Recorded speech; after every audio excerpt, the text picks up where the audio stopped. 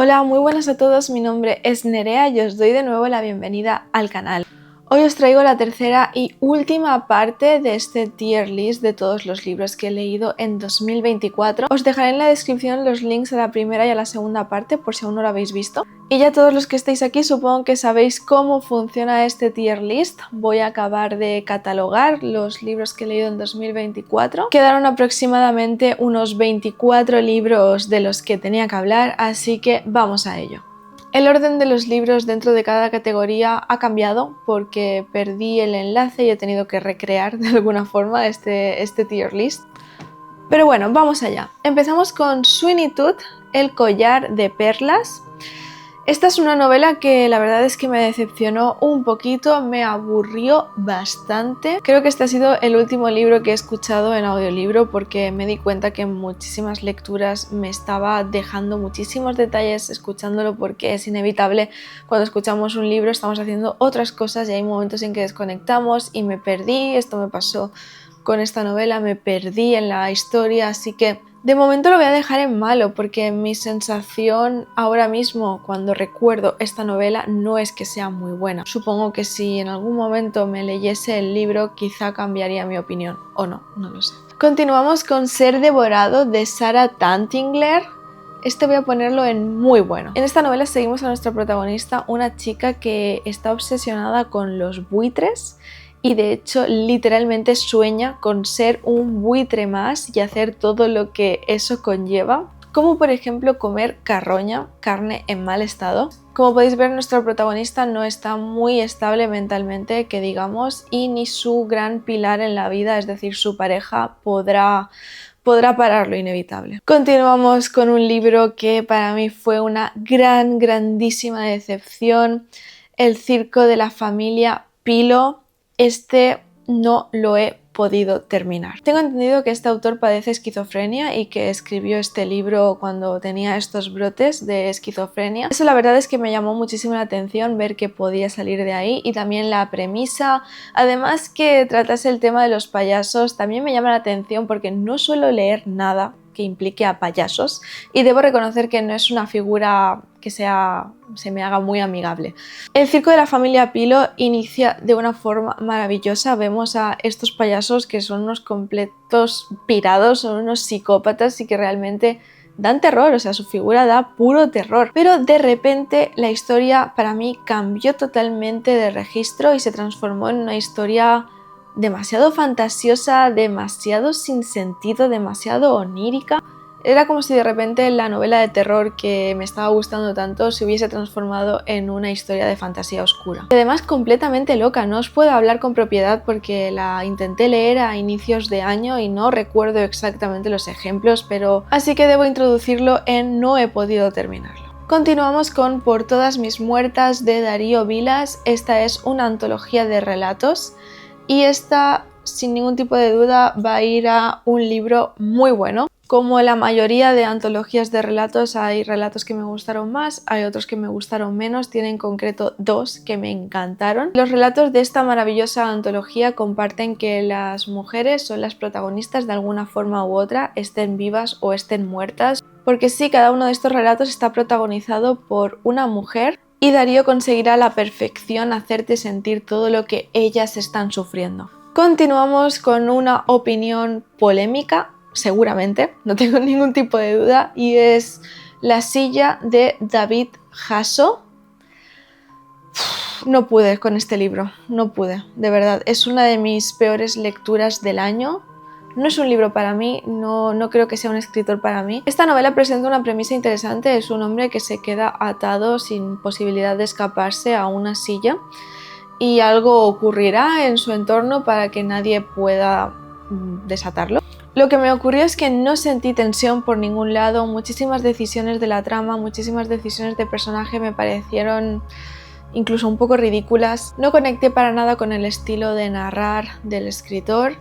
Y la verdad es que pienso que en una novela de este estilo, donde tenemos a un solo personaje atado, que es un monólogo interior toda la novela, me debería haber ofrecido algo interesante, un mundo interior interesante, una psique de personaje que digas wow, pero a mi gusto no lo consiguió. Continuamos con Duración de un fantasma de Ismael Martínez. La verdad es que me sorprendió muchísimo, no había leído nada de este escritor y me gustó bastante esta novela. En esta historia seguimos a dos personajes, a Romana y Said.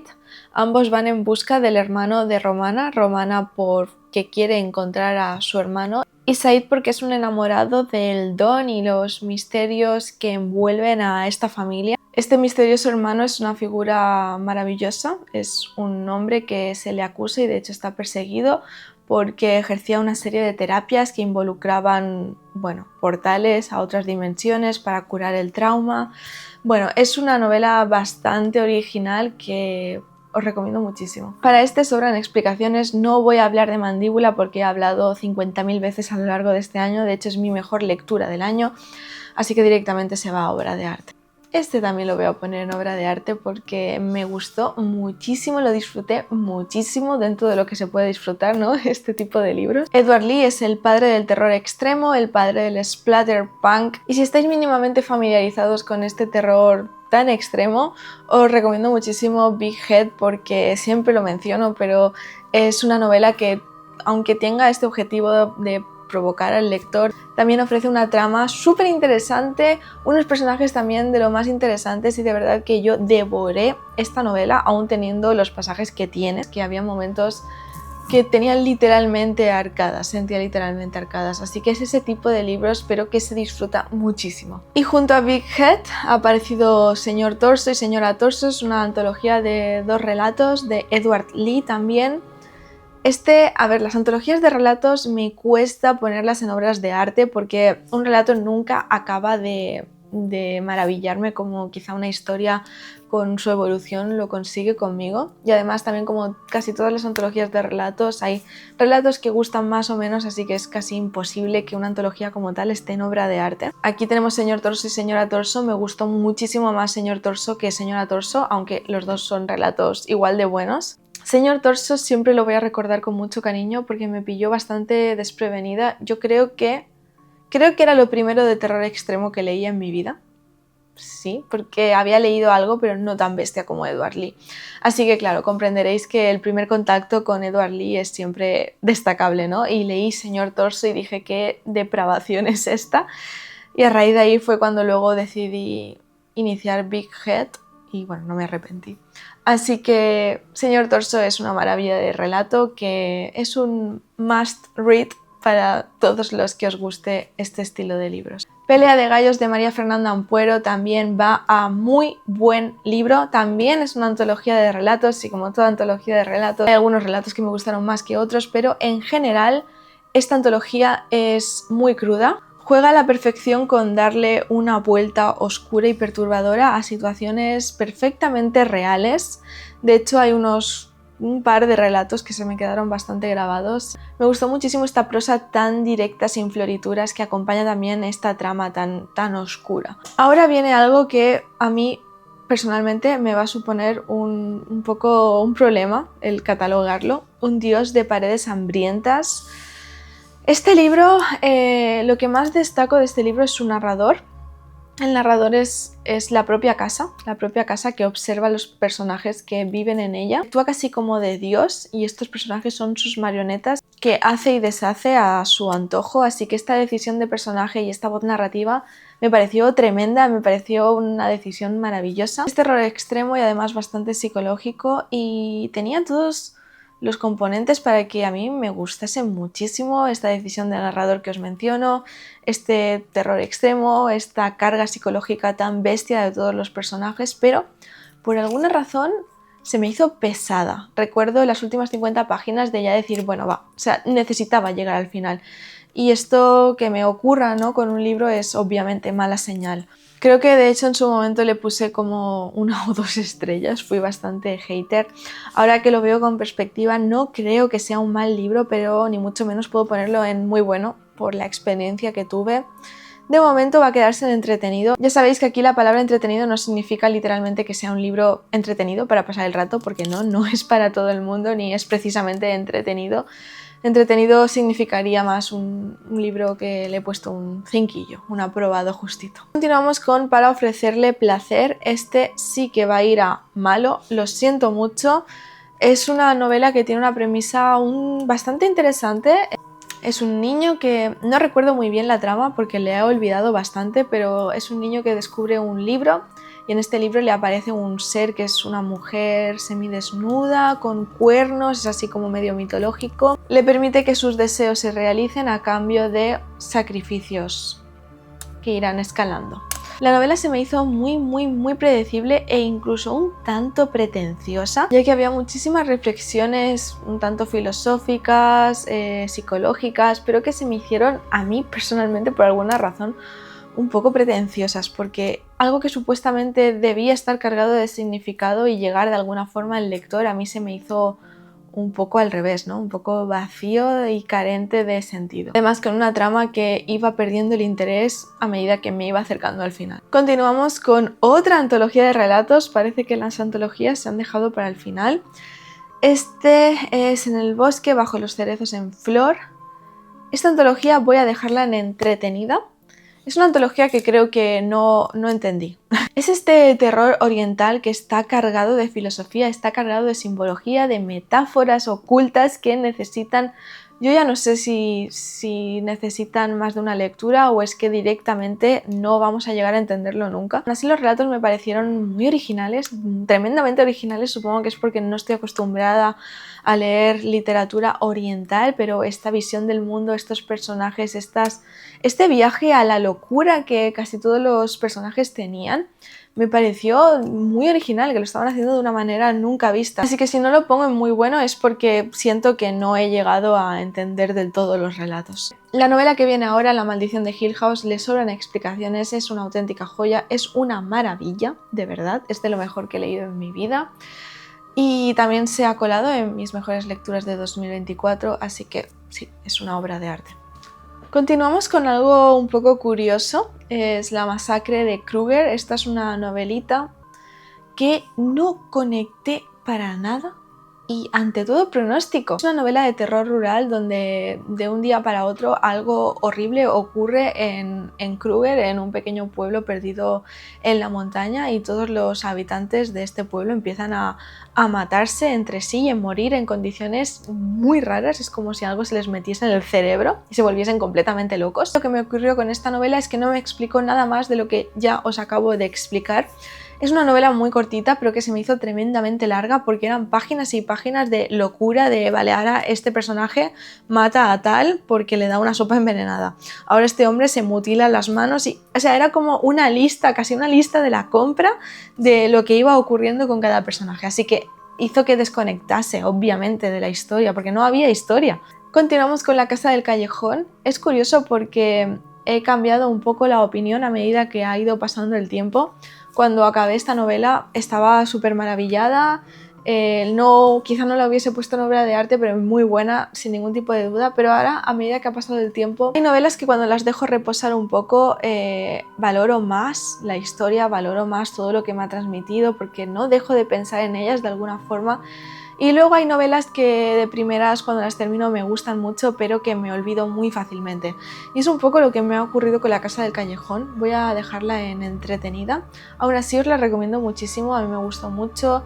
Es un enfoque muy diferente a la temática casas encantadas. Y uno de los puntos a destacar es la facilidad que tenía de crear personajes interesantes, porque una de las cosas que no me suele gustar es cuando en una novela te cambian constantemente el punto de vista de los personajes, porque me gusta muchísimo adentrarme en uno y que me guste muchísimo uno, y cuando de repente saltan a otro me cortan un poco, ¿no?, el rollo. Pero con La casa del callejón no me ocurrió así porque cada uno de ellos tenía mucha fuerza. Además de este enigma tan interesante con esta casa que aparece una vez cada 2 años y que es muy fácil entrar, pero no lo es tanto el salir de allí. Continuamos con ¿Qué clase de madre? Esta novela también se va a entretenida. Esta es una novela que inicia súper bien, de verdad me gustó muchísimo. Seguimos a una chica que es una especie de medium que se reencontrará con un antiguo novio que tuvo cuando era adolescente. Ahora será un hombre bastante desesperado y perdido en la vida por la desaparición de su hijo y el posterior suicidio de su mujer. Así que este hombre volverá a reencontrarse con nuestra protagonista y le pedirá que, ya que ella es medium, encuentre a su hijo. Como he dicho, tiene un inicio tremendamente bueno, pero el final se me cayó un poco, sobre todo por las decisiones de personajes. No tenían ningún tipo de sentido, es como si de un día para otro de repente lo que tú creías sólido en ese personaje se desmorona por completo y hace cosas que no tienen sentido. Y no digo que un personaje no pueda evolucionar, obviamente sí, pero no de una página para otra, sino me faltó que quizá deberían haberse extendido un poquito más en esa evolución. Continuamos con el adversario. El adversario va a muy bueno. Sobran explicaciones, este es un clásico de la literatura contemporánea. Me gustó muchísimo y me estremeció de igual forma como un hombre podía llegar a asesinar a su familia, enmascarar todo lo que había mentido durante su vida. Me parece un viaje a la mente de una persona muy interesante. Bueno, continuamos con El hombre que nunca ha sacrificado las gallinas viejas de Darío Vilas. Le sobran explicaciones también. He hablado innumerables veces de esta novela. No sorprenderá a nadie, para mí es una obra de arte. Continuamos con Ascensión. Esta novela, no sé si poner la novela de arte o es muy buena. Voy a dejarla en obra de arte porque es la mejor novela de terror cósmico que he leído nunca. También debo decir que no soy muy asidua a leer terror cósmico, quizá leo 3 libros de terror cósmico, 2 a lo largo del año, no es el subgénero que predomine. Diferentes personajes que se dedican a diferentes ámbitos, algunos científicos, otros antropólogos, son prácticamente secuestrados por una entidad que quiere que investigue una misteriosa montaña, una gigantesca montaña que ha aparecido en medio del océano Pacífico. Me gustó muchísimo este enigma, me gustó muchísimo esta trama que se cuece a fuego lento para llegar a un final para mí muy inteligente, y todas estas explicaciones de física cuántica contemporánea que le añadían algo muy interesante y original a este libro que ha hecho que sea para mí único. Continuamos con Lulu de Cartarescu. Con Lulu me ha ocurrido algo completamente diferente, y es que yo terminé esta novela diciendo, bueno, 3 estrellas, le voy a poner 3 estrellas. Al cabo de 2 días dije, no, 4 estrellas. Y ahora pienso en Lulu y digo, un 10, o sea, es una obra de arte. Y de hecho se ha colado también en mis mejores lecturas del año. Y es mágico cómo a medida que pasan los días, a medida que pasan los meses, valoro aún más esta historia. Es una historia bastante peculiar, no es para todo el mundo, es básicamente la superación de un trauma. Es un viaje muy onírico a la psicología de nuestro personaje, a nuestro protagonista. Mediante la escritura está exorcitando sus demonios, está intentando entender el motivo de su desesperación y de su tristeza, de su depresión, y nosotros somos testigos de ello. Bueno, como ya he mencionado, es un viaje onírico tremendo hasta llegar a un final que me dejó de piedra. No me esperaba para nada este giro final. No es una novela para todo el mundo, obviamente. No cojáis esta novela pensando que es la típica historia que tiene un inicio, un desarrollo y un final, porque no, para nada. Es un viaje, es una experiencia. Además, Cartarescu presenta una prosa que no es fácil de digerir. Yo tenía que leer y releer páginas porque acababa la página y no me había enterado de nada de lo que me había dicho. Pero cuando conectas con este autor es mágico, y quiero continuar con el autor. Lo más seguro es que este año me atreva a leer Solenoide. Continuamos con Woody de Vincas Richardson. Este libro no lo voy a poner en malo porque tiene pasajes muy interesantes que tienen que ver con una cabeza, y además la idea general de esta novela me pareció maravillosa. Aquí seguimos a un hombre que escucha todo el rato dentro de su mente una melodía, y hay algo que no acaba de entender, que quiere y casi le obliga a tocarla en el piano, pero él sabe que si hace eso algo horrible ocurrirá. Es esta entidad, Woody, que está dentro de él y le obliga y le susurra esta melodía. Pero me pareció que el final no tenía sentido alguno, que se podría haber hecho algo muchísimo mejor, y hubo varios pequeños aspectos también, como la voz narrativa de esta entidad, que no me acabaron de encantar. Así que, bueno, es una novela que podría haber sido mucho, la verdad. Continuamos con otro librito. Este es un libro muy pequeño de 2 relatos de Darío Vilas.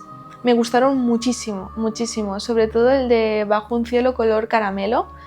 Me pareció tremendo ese relato. Son unos relatos que exploran a la perfección la soledad del ser humano y la insignificancia también de nosotros.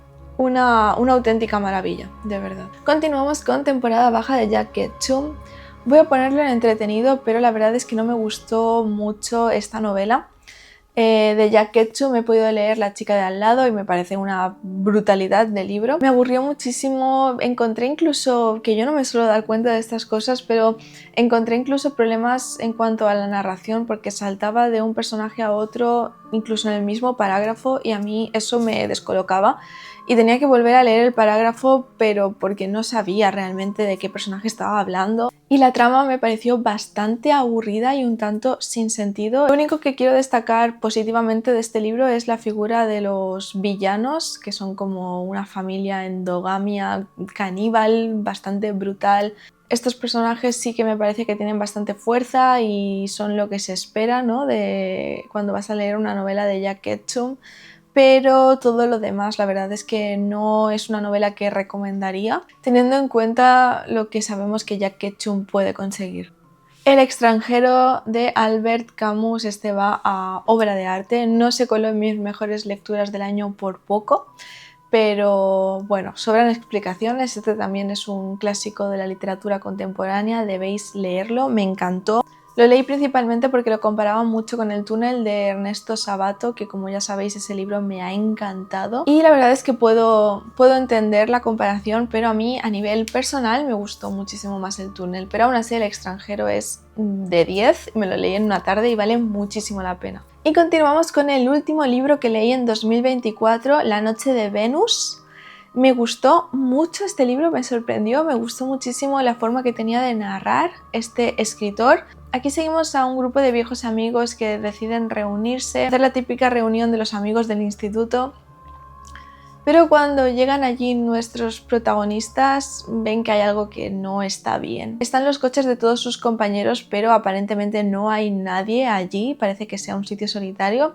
Hasta que sí, irán apareciendo unos cuantos personajes, pero se creará un misterio alrededor de una antigua amiga que nuestro protagonista estaba bastante enamorado de ella cuando era adolescente. También se creará mucho misterio alrededor de las serpientes, esta figura de Medusa. Bueno, yo voy a dejarla en entretenida porque sí es cierto que faltó algo para que a mí a nivel personal pudiese considerarla como una novela muy buena, pero a nivel objetivo de verdad que solo puedo hablar de cosas buenas de esta novela. Y bueno chicos, hasta aquí el vídeo de hoy, ya hemos acabado esta tier list de todos los libros que he leído en 2024, quedaría así. No me voy a poner a revisarlo porque si me pongo a revisarlo seguramente empezaría a mover libros de sitio, pero bueno, está bien haberse dejado llevar un poco por el impulso de poner los libros donde a mí me parecían en el momento. Espero que os hayan gustado estos vídeos en el canal, dejadme en los comentarios si vosotros catalogaríais estos libros diferente. Y nada, poco más que decir, muchísimas gracias a todos por el apoyo que me estáis dando como siempre y que nos vemos el domingo que viene.